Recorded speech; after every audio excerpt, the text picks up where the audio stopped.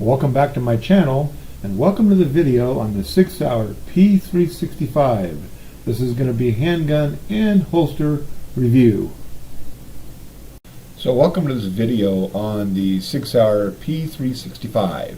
I want to first take this opportunity to just thank the folks that are subscribing to the channel. I'm not trying to put out gun videos just because I can. I'm trying to put out gun videos that I think will make a difference for those of us who carry concealed handguns. And so I want to tell you kind of how I got into this SIG. I went down to the store. I had a little bit of money left over from Christmas on some gift cards, and I went down actually to look at purchasing a Hellcat. I shot one. It has a little bite to it. I don't want to get into the, should you buy anything from Springfield Armory or not. It's political, and quite frankly, if they have a gun that I want, I would still purchase from them.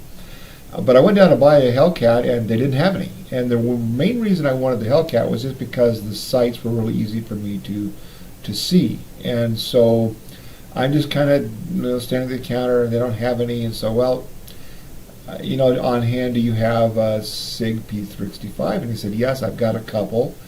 And they brought me out a really nice looking Sig P365, and the sights were not the night sights. They were their standard sights, and I looked at it and got it in my hands and felt it. Thought, man, this would be a great option. Looked at the price. The price was going to cost me, about $100 more than I had in my gift cards, and that was kind of pushing the budget. But I thought, it's worth a gamble, so I went to ring it up at the counter and found out it was actually on sale. And I think out the door it cost me $400, so out of pocket I think I had to pay about $67. Great deal had by all. So I want to take a look at that handgun a little bit today, and I want to show you just a comparison with one of my other handguns and why I think this is just such a great carry option. So first, let's take a look at my Taurus G2C. Now, you guys have watched an earlier video that I have, and you know that I have this Taurus. I have done some things with it, like Cerakoting the slide. It's still a $200 gun, and the trigger is kind of junky. Everything else in the gun works really well, and quite frankly, it's a fine shooter. And if all you've got to spend on a handgun is a couple $100, this is still a good option. And I like the gun. I still carry it periodically. If I was going to go camping, this would probably be the gun I'd take, honestly. The reason I want to compare it with this one is not because I'm going to try to compare them as far as quality. I don't think that's really a good idea. But this also carries 13 rounds, which is what my Sig Sauer carries. So these are, they carry the same round count, 12 in the magazine and 1 in the chamber. Now this one, I'll be honest, since I've been carrying the Sig, this is hard for me to get my mitts around. I mean, I can, and I can get a good purchase on the gun. It's got some things here that I really like with respect to this little dipple right here. Really easy to get my hand around this thing. It's got a little more room in through here, so it's a little taller gun than the Sig. These guns, by the way, have been safety checked. There's nothing in the chamber and nothing in the magazine.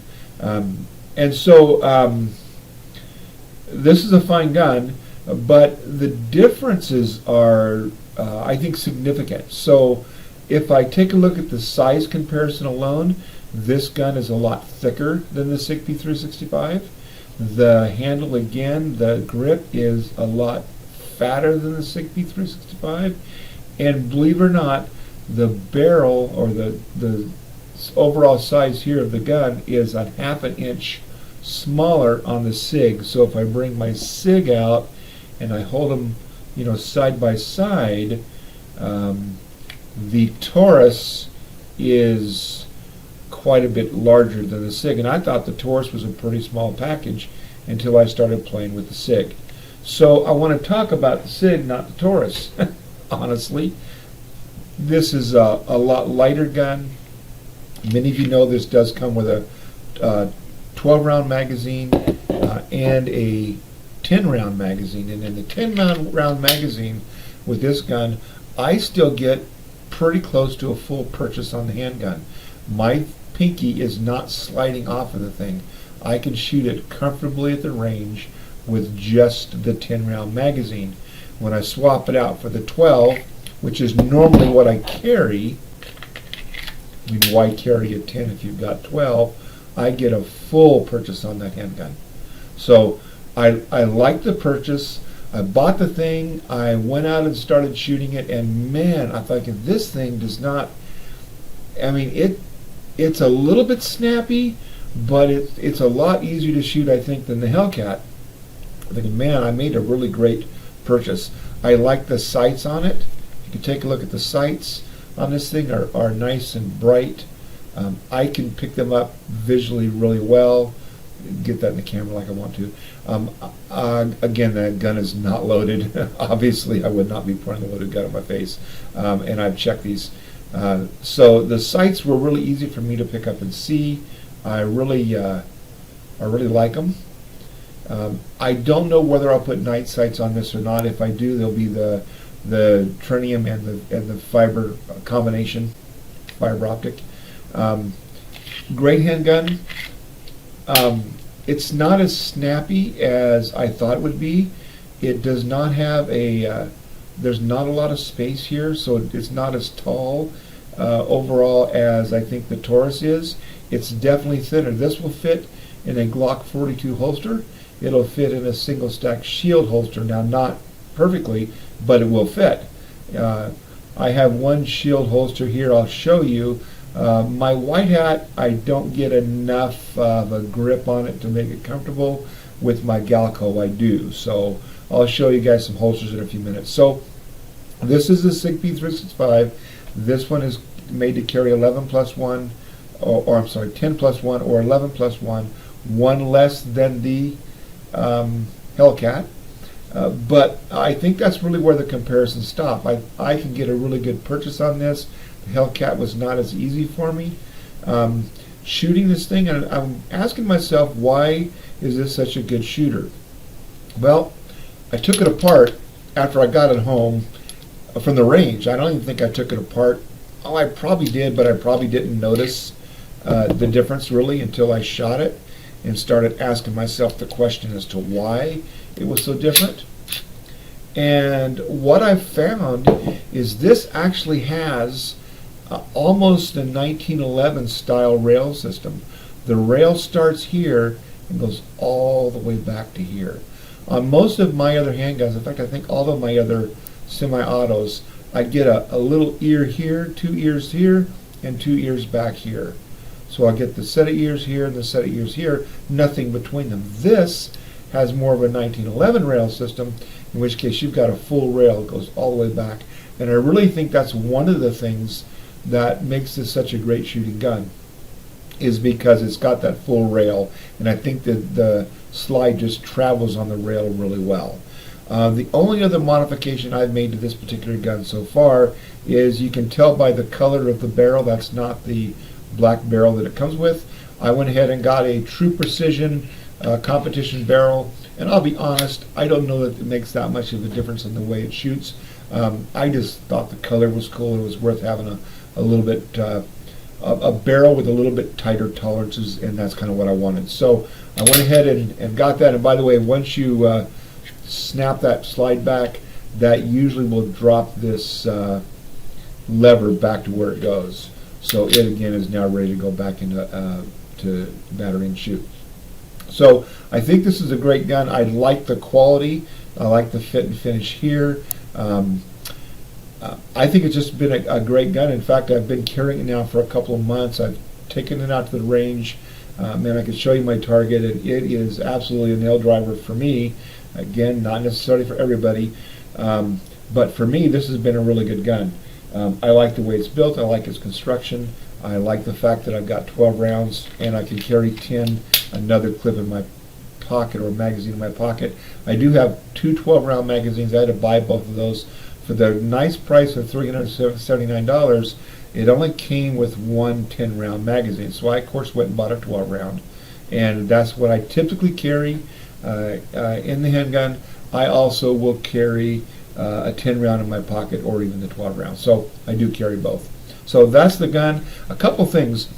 When I did my research on this particular handgun, I was paying attention to the problems it had early on, and those concerned me. So one of the first things I did when I got the box in my hand is I noticed the date the gun was manufactured, which I believe was September 31st, 2019. I bought it, I think probably December 27th, 2019. So fairly new. Cabela's didn't have it that long. But I was concerned about some of the stuff I'd read.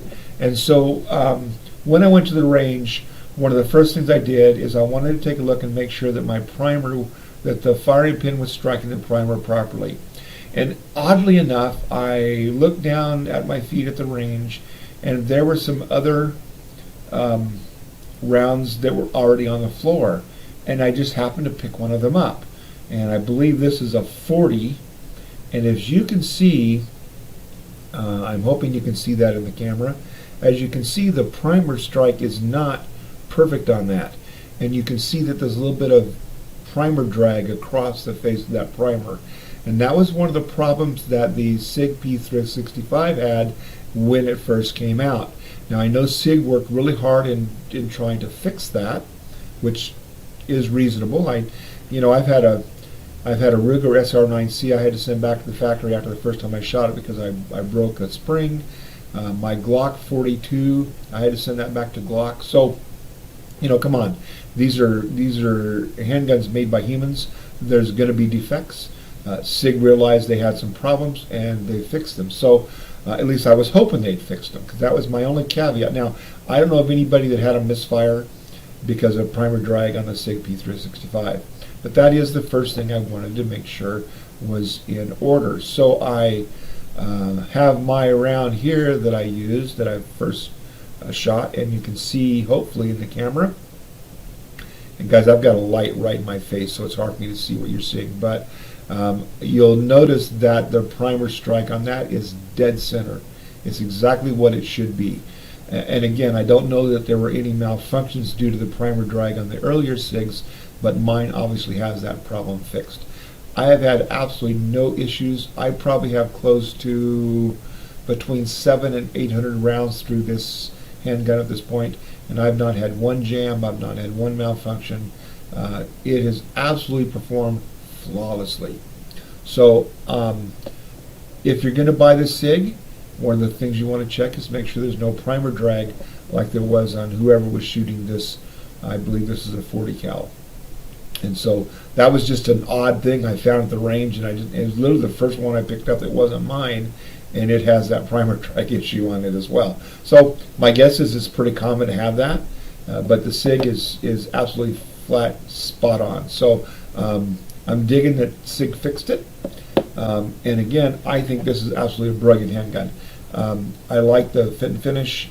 It shoots well. It's really a nail driver for me. It's small, lightweight, compact, and let's talk holsters a little bit, because I've got several options. So the first thing I probably did is I grabbed my shield holster because I didn't have anything for it. I've got one of those over here. This is my Galco holster that I have for my shield, and as you can see, it fits. It's not a perfect fit. In other words, I don't get that nice crisp snap. Okay, if I push it in hard for the video, I can pretend I do, but I don't. And it's got okay retention, and if I put this on my belt, just the fact my belt's pressing up against this, it's probably going to give me a little bit better retention.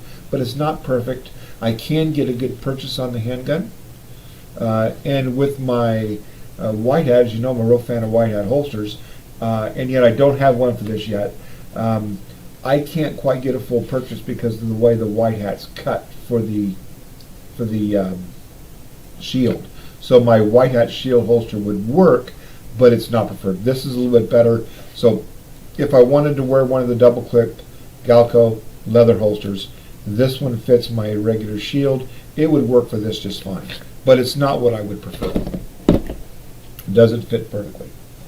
Then the other holster I have, and I've got 4 or so, is I bought a sticky holster. As you know from some of my earlier videos, I'm really a fan of sticky holsters. When I put my guns back in the safe, I make sure they're in a sticky holster. The reason I do that is because when I go into my safe after a handgun, I'm not worried about pulling the trigger.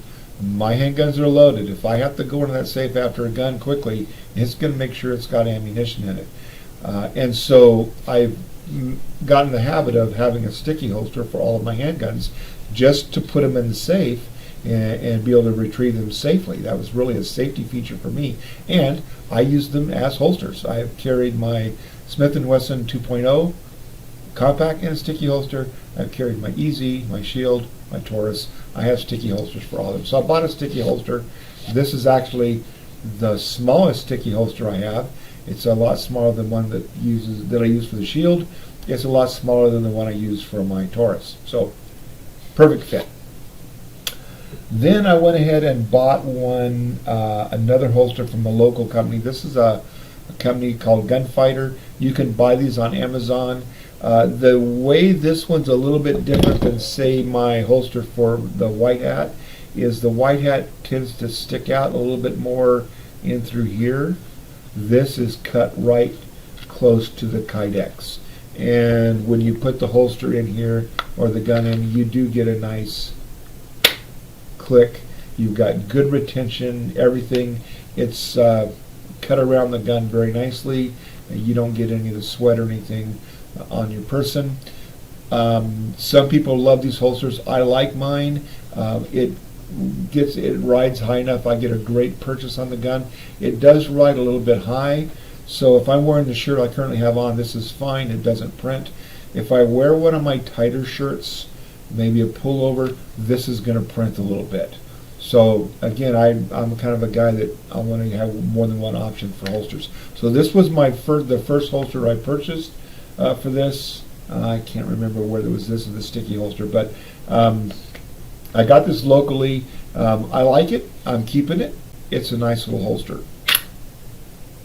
Then the next one, I thought, I want to see what else is out there. This is actually one from Sig. It's kind of minimal. I mean, it's double clip, but you can see there's not a lot to it. And it's flexible right here. And the handgun, when it goes in, does have a nice positive snap in. It's got good retention. This one rides, as you can see the way I have this one adjusted, this rides pretty close to my belt line. I can still get a good purchase on the handgun, but this rides a lot lower in my waistline. So if I do have a tighter shirt, oftentimes I can go ahead and wear this, and it's a lot less likely to print. And I'm getting to where I kind of like this holster. It does not, I haven't put the sticky material for my sticky holsters on the back yet, so it does tend to slide. I've got to wear my belt maybe a notch or so tighter, but that's not a problem. It's still a very comfortable holster, and I enjoy wearing it. And so depending on the shirt that I have will depend on what I wear. Then, as many of you know, I also own a Brave Response holster. This is one that attaches to my body rather than my belt. I also have a Tactipac, and I have it in Glock 42, and this gun actually fits in my Tactipac for my Glock 42. And if you really like the Tactipac stuff, that's great. My problem with it is the Tactipac has got a hard kydex shell, and my pants tend to slide up and down that shell. Well, this does not have that, and this handgun fits in this holster just fine. And a lot of times if I need to go conceal it a lot more, in other words have a deeper conceal, I'll go with this without a problem. And of course I can carry an extra mag or two. I can carry a mag and a flashlight. I typically don't. I would probably just carry the extra mag in here and not worry about the other slot, but you can. Some of you don't consider this as a proper holster. Hey, that's fine. Listen, if this holster is going to allow me to carry where the other ones won't, I'm going to use it. Now this has the same, a very similar carry as my sticky holster. It's just my sticky holster is held in place just with the friction of my belt. This is held in place with the friction of this belt. And I've worn both, and both are very comfortable. So I'm very comfortable in carrying either one. This is going to carry a lot lower. You can see I can't get a real good purchase, but I can always bring this up and slide it out It's not hard to do. It just takes a little bit of practice. So I will use this holster as well. So I've got, 4 options of holsters that fit, and of course this Brave Response holster will fit any of my handguns except for maybe my revolver.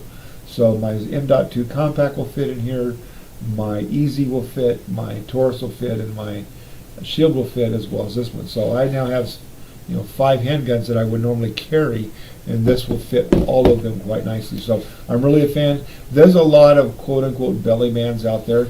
I haven't found anything better than this yet. I'm a fairly good-sized guy, and the bigger belly bands that are like really wide all the way around are going to be tougher for me to carry. This is just easier for me to manage and manipulate. Doesn't mean there's not some great ones out there, but this one works for me. So with that said, that's the holster system I'm using. Again, probably my favorite to carry. If printing is not a big deal, and I'm walking to the mall or something like that and have a looser shirt on, I'm probably going to run this holster right here. If I need a little bit deeper carry, I'm probably going to wear this holster here. And if I need a deeper yet carry, I'm going to probably wear either my Brave Response you just saw, or I will put on my sticky holster, and these really work well for me. And again, I know these, some people don't consider these proper holsters. They don't have really good retention. But man, I would rather carry the not. The trigger, you'll notice the trigger is really well protected on these. You can't pull that trigger at all. This can even be fit in your pocket. Now, I have never done that. If I'm wearing slacks, this would probably print like crazy in my pocket. I just put them on my waistband, and I really like them. So hopefully that's been just kind of a fun review for this Sig P365. I got to tell you, so I've had to ask myself a question. If I had to get rid of all my handguns, or maybe all but 2, which would I keep and which would I carry? So right now I have an M.2 compact. I've got the 380 Auto in EZ from Smith & Wesson. I have one of the original Shields that's been heavily modified. I have the Taurus G2C, and now I have my Sig P365. I think as far as quality goes, the Sig and the Smith M.2 are probably the best quality handguns I have in my view. If I had to carry, if you would just give me the choice of 2 handguns to carry, I would pick the Sig P365 and probably my EZ, just because my M.2 does have 2 more rounds. It's also a lot heavier handgun to carry, and I can carry it with 17. So if I want to go heavy, I'll carry my M.2. If I want to go light, I'll carry my EZ. If I want to go in the middle, it's probably going to be this guy right here. Bang for the buck, carry for the weight, it's probably my best option. If you had to say, well, Don, you can only have 1 handgun now. You got to sell all your handguns to pay the mortgage. This is probably the one I would keep. I've been carrying it now for about 2.5 months, and I think I like it better as an overall carry than anything I currently have. Now, that's going to, it's really vary depending on the person. This is just what I've chosen. It's very accurate, it's easy to carry, it's lightweight, and I've got 13 rounds. So I hope this video has been a little bit of help. Again, I think, have as many carry options as you can. More handguns the better. Have as many holsters as you can. More holsters the better. If it lets you carry in a lot of different situations, oftentimes 1 holster won't necessarily do that. That's why I have 4 that I'm currently using with this particular gun. Love the thing. So thanks for watching, and carry safely, carry correctly. God bless, and I'll see you guys in the next video. Thanks for watching.